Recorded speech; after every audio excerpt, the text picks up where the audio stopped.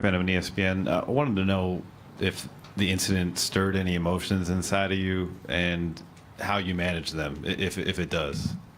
Well, I mean, obviously, you see, I'm not my normal, energetic self.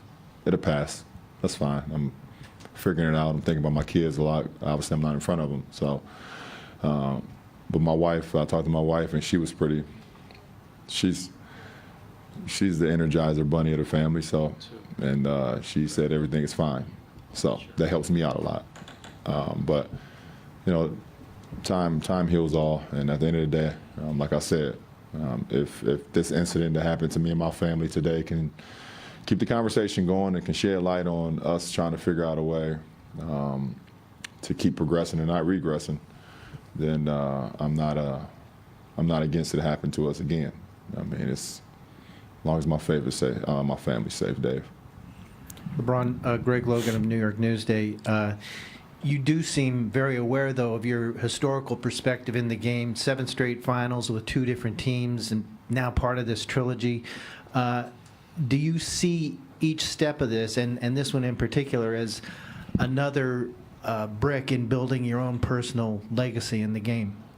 Well, I think I never really talk about my legacy. I kind of just live in the moment, and if I'm able to accomplish something, then it kind of adds to it on its own. So in this instance, you know, I've seen some of the stats and some of the history and things of that nature, and you know, I'm the first person to go to the final 7 straight times since I think Bill Russell and those guys back in the 50s, I believe, or 60s, and I think I was the first guy to take a franchise, 2 different franchises to the finals 4 times.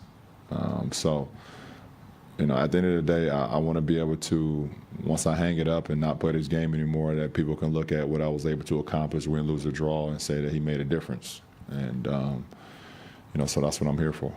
And if I could follow up, how deeply satisfying was it to you, especially after the circumstances under which you left Cleveland, to then return last year and deliver that title?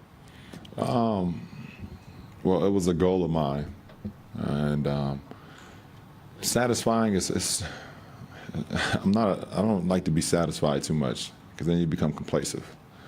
But it was a reward because when you set out a goal and you're able to achieve that reward or achieve that goal, like all of us, then it's rewarding and you feel good about it.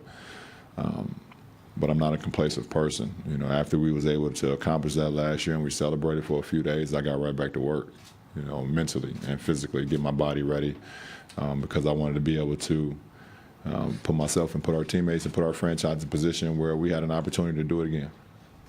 Thank you, LeBron. Thank you. This concludes the session in here for today. So LeBron talking more than just about basketball. We'll get to the basketball in a second, but let's talk about